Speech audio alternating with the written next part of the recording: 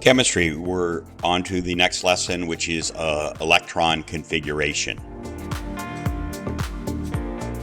So electron configuration is a notation for the orbitals and subshells that the electrons of an element occupy. The order that electrons fill energy levels can be determined by reading the periodic table like a book, from left to right and from top to bottom. This produces the following ordering of the subshells. So you should have a periodic table out in front of you while you're doing this. So the 1s is the first row, the 2s is the first two columns of the second row, the 2p is the 6 columns on the right of the second row, boron through neon. The 3s is sodium and magnesium, the 3p aluminum through argon. Then you go down to the fourth row and you have potassium and calcium, and then you hit the transition metals, and that's the 3d orbital, and that's scandium through zinc. And then you move to the right, and that's the 4p orbital, and that's gallium through krypton. Then you go down to the 5s, and you have rubidium and strontium, and then you have the 4d, one row below the fourth row, and then you have the 5p, which would be indium, and all the way through xenon. Then you go to the 6s. Okay, then the 6s, it could either be 5d or 4f first, but we're going to say you start the 5d, you go one element into the 5d, which is lanthanium. And then you go to the 4f, which is called the lanthanide series. That starts with cesium. And then you come back and you finish up the sixth row with 6p, and then 7s. And anyway, there's really no element below the 5f orbital, so we're going to stop right there. The energy levels are ordered in a bottom to top structure called Aufbau. It's a German word that means build up. Okay, so there you see what it looks like. So we're going to go through, we've seen this periodic table on the right that shows the four major sections of the periodic table and how they represent the different subshells. So the first two columns are the S, the 6 columns on the right are the P, the transition metals are the D, and down at the bottom, the lanthanide and actinide series are the F orbitals. So here we go. So the 1s is hydrogen and helium.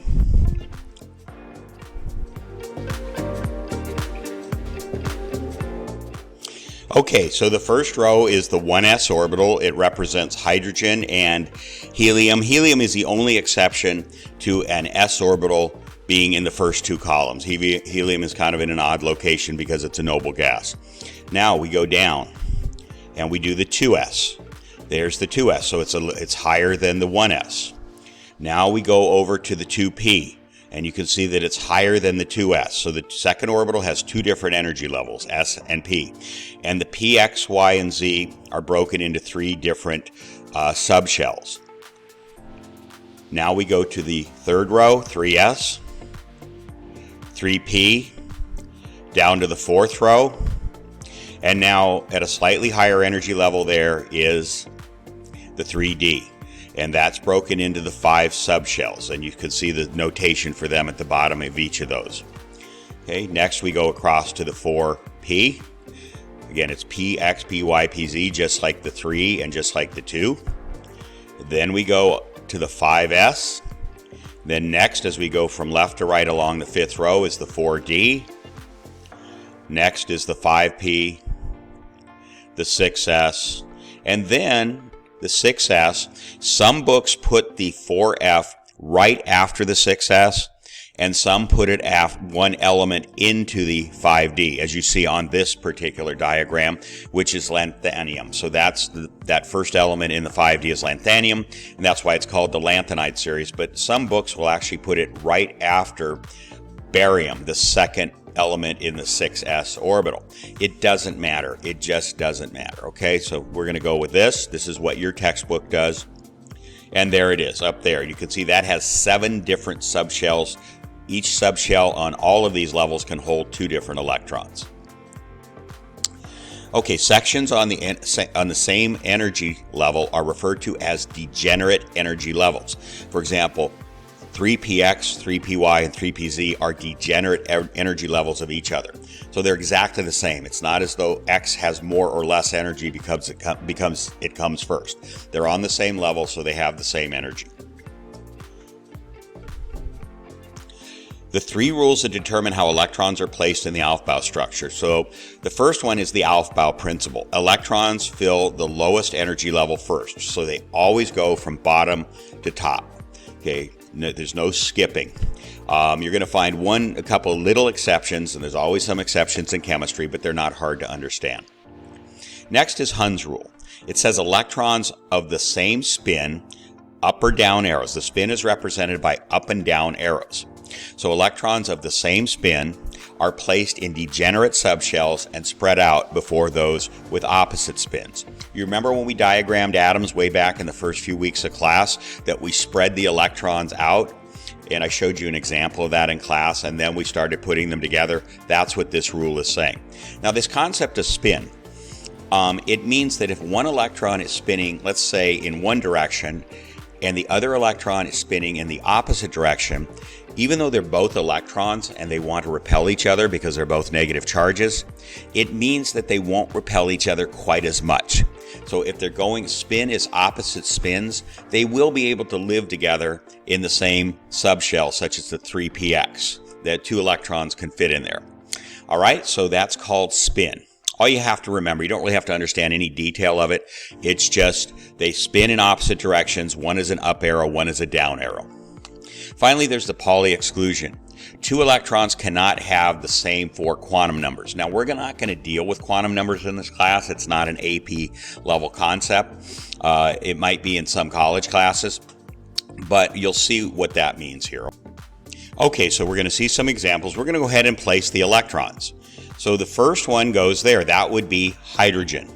The next one in the 1s orbital is helium. Now notice the arrows are in opposite directions. They're both in the 1s orbital, so they have to have opposite spins in order to be able to live together.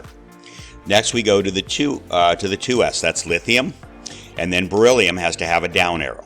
Now, could you put the down arrow first and the up arrow second? Yes, you could. That doesn't make any difference, but generally you put the up arrow first and the down arrow second. Okay, now we're on to the 2p subshell. The first one is going to be boron. Now, where does the second electron go? We talked about this yesterday with the images that were on the screen. It's going to go in the 2py. This is Hund's rule. This is what we talked about way back when we learned how to diagram atoms, that the electrons want to spread out. They don't want to be right next to each other right away until they have to. So the third element in the 2p is nitrogen. That's going to be an up arrow. Then again, you should be looking at a periodic table while we're doing this.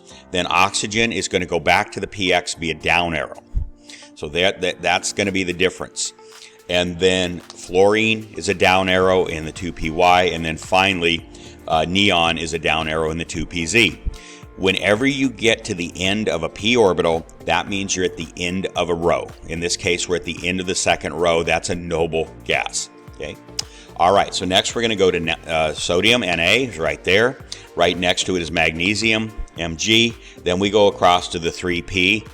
Do it a little faster now. Aluminum, silicon, phosphorus, and then they start pairing up sulfur, chlorine, and argon is a noble gas, and you're at the end of the 3p orbital. So you're at the end of a p orbital means it's a noble gas. Now we go down to the 4s. There's potassium, and there's calcium. Now we're going to get into the transition metals. This is the 3d. It's in the fourth row, but it's the 3d. D orbitals are always one row below their number. So this is going to be scandium, titanium, vanadium, chromium, manganese, not to be confused with magnesium, iron, cobalt, nickel, copper, and zinc.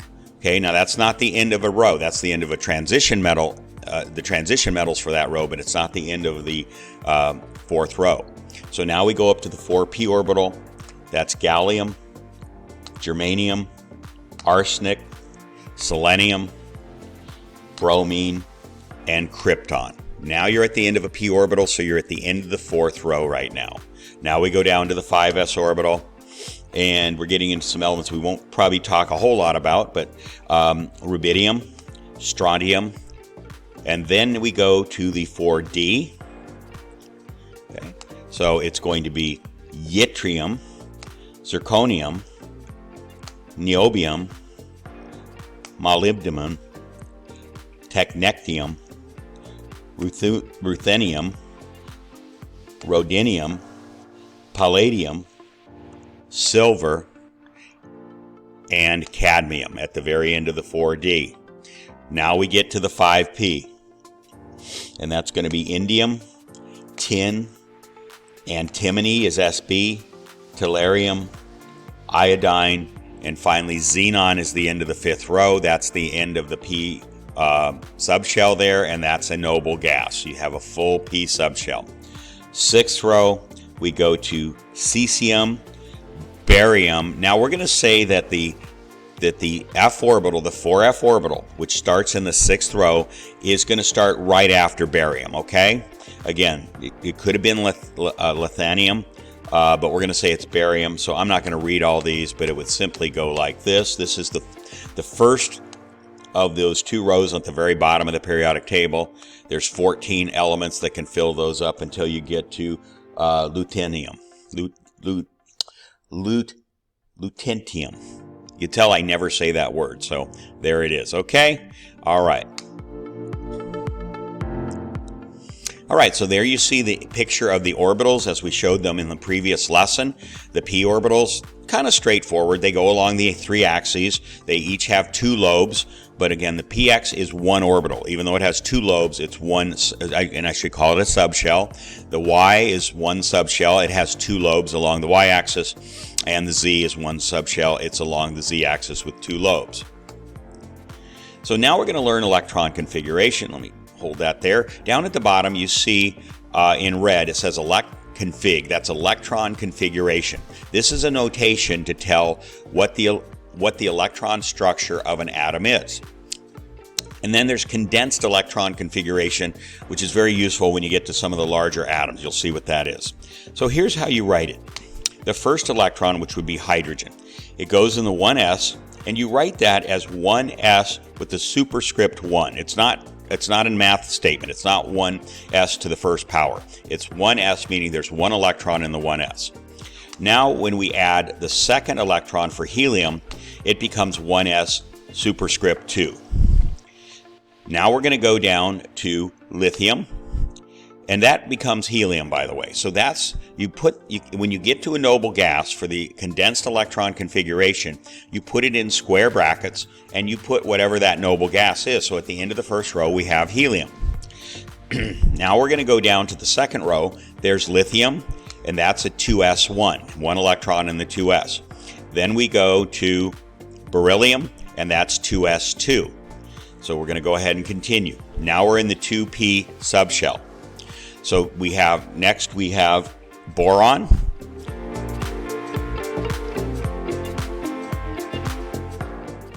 Okay, so now you have the electron configuration for beryllium. It's 1s2, 2s2. And then now we're going over to boron. We already have that down, and that's 2p1. Notice you don't have to put p, x, y, or z in the electron configuration. Now we're going to carbon, and that's going to put an electron in the 2py, and that's going to be 2p2. And then we go to nitrogen, and that's going to put an electron in the 2pz, and that's going to be 2p3. Again, no x, y's, or z's in the notation down here. Now we're over to oxygen, and that puts in a down arrow in 2px, and that's going to be 2p4. Now we go next to fluorine, and that puts a down arrow in 2py. And finally, we go to, and that's a 2, so now that notation is 1s2, 2s2, 2p5. And finally, we're at the end of the row. That puts a down arrow in 2pz. You now have a full p orbital. All 6 of the electrons in the p orbital are there, and that's going to be the last element, which is neon. So now, then that's 2p6. So it's neon is 1s2, 2s2, 2p6. But that's the electron configuration for neon. So the condensed electron configuration, you can go ahead and put, for all 3 of those, that's Ne. because that's the configuration for neon. So you can see how eventually that's going to save you a lot of space by doing it this way. You always start with the noble gas in the row before the element that you're writing the notation for. Here we go. We're going to keep up. Put an electron in 3s, so it's 3s1. Put a second electron in 3s, so now it's 3s2. Now we're up to the 3p orbital, 3p1. I'll move a little faster.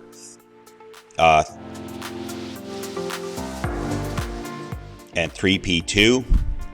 Another electron, 3p3. Fourth electron, 3p4. Fifth electron, 3p5. Sixth electron, 3p6.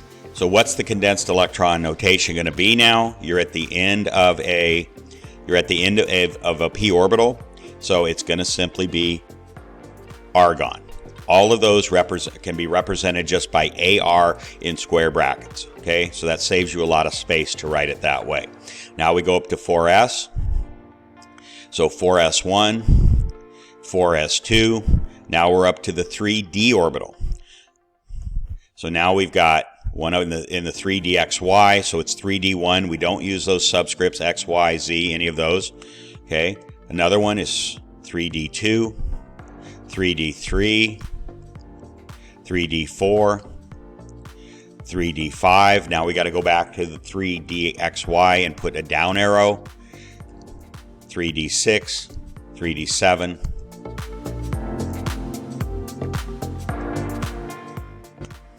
And 3d10.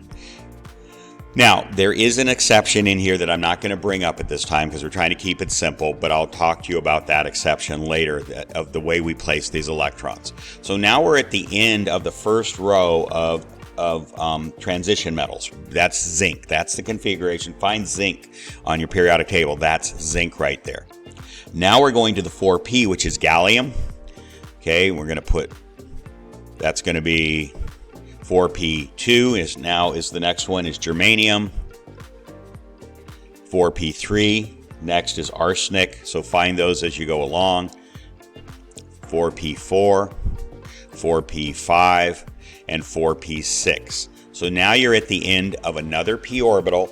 That's another noble gas. That means you're at the end of the row, so the condensed electron configuration for that would be krypton. All right? Okay, so here we go. We're going to continue 5s1, 5s2, and then we go to the 4d. I'm going to go through these quickly. You can watch, look down at the bottom, and look up at the arrows at the same time.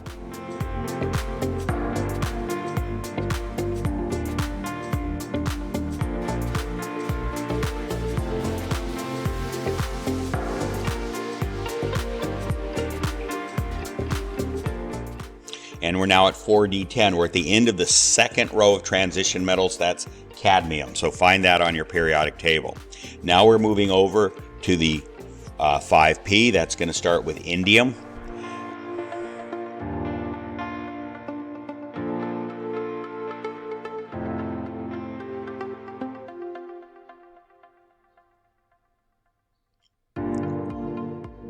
Okay.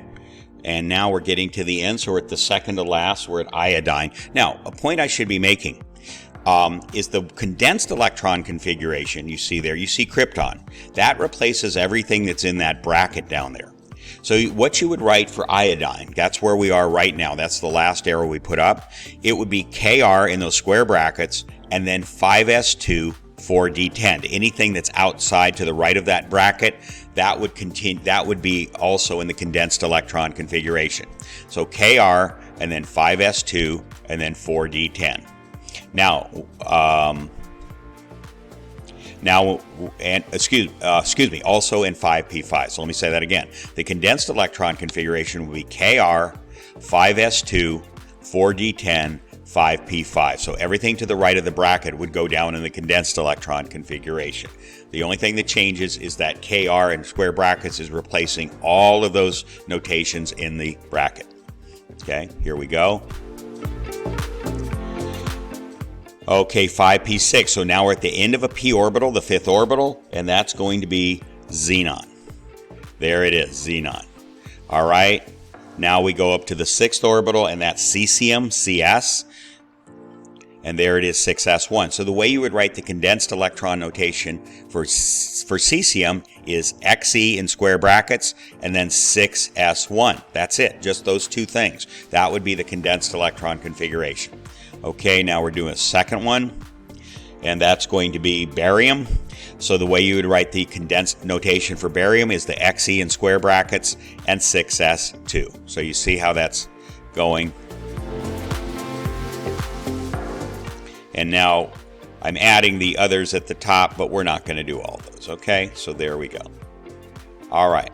So write the electron configuration and condensed electron configuration for potassium. So find potassium. It's at the beginning of the 4th row, K. All right, so let's go ahead and do that. So there's the up arrow, 1s1, 1s2, 2s1, 2s2, 2p1, 2p2. You can see it going up there. Okay, so now we're at the end of the 2p orbital. But we're going to go ahead and just write the electron configuration right now. 3s1, 3s2,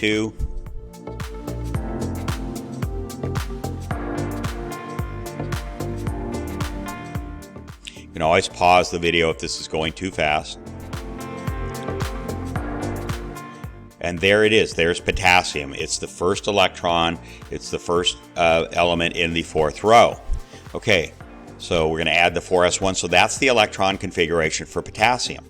Now the condensed electron configuration is simply this. You go to the noble gas that's in the row before, that would be argon, and all of those notations in the bracket are argon.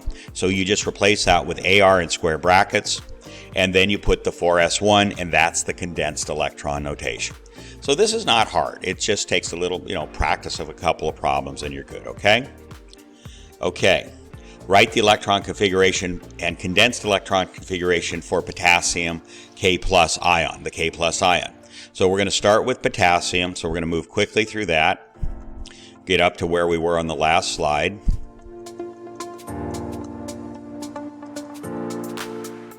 And there we are, right there. So that's argon and 4s1.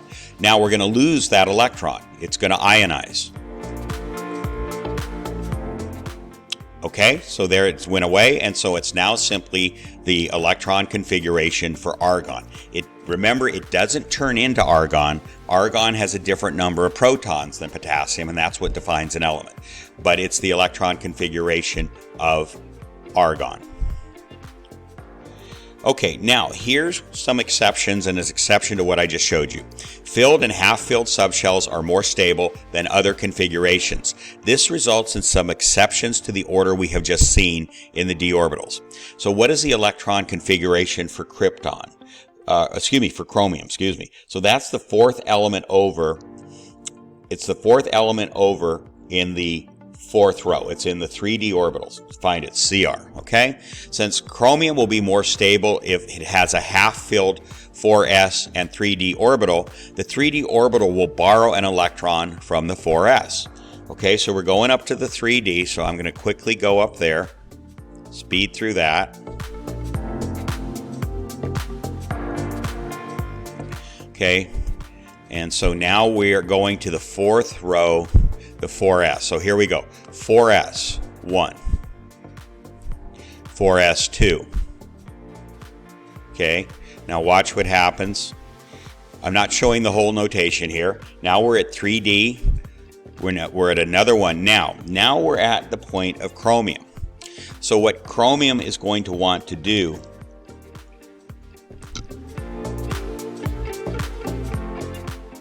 is it's going to want to borrow an electron from there, and it's going to want to put it there. Look at the 3D. It took it from the 4s, and now it gave it to the 3D. So then the notation, I'm going to fill in the rest of the notation, is going to be 4s1 3d5. Again, why did it do that? Because it's more stable to have a half-filled s orbital and a half-filled d orbital. Notice there's 5 electrons in the d, I call it orbital subshell. Okay, but it's happier that way than if it had a full 4s, 2 electrons in the 4s, and only 4 in the d subshell. So it likes to borrow an electron. Now the next electron for manganese is going to go back to the 4s subshell. It's going to fill in that blank space again. Okay, so that's an exception to how the ordering is done. Okay, filled and half-filled subshells, I just read that. What is the electron configuration of copper, Cu? So find copper. It's the second to last element of the transition metals, right next to zinc. So here we're going to speed up to that real quickly.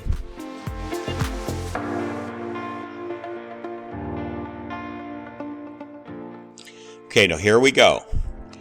We're going to come over to here, and now copper, we're getting to copper, but instead of copper, copper's now going to borrow the electron from the 4s. Look over at the 4s. It's going to take it away and put it in the 3d to fill the 3d. So now it has a half-filled 4s and a filled 3d.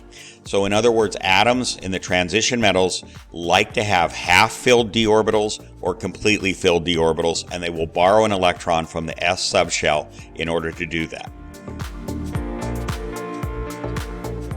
All right, and that takes care of our lesson on electron configuration. It's not a hard concept. You just need to practice it a little bit, and it will come through to you.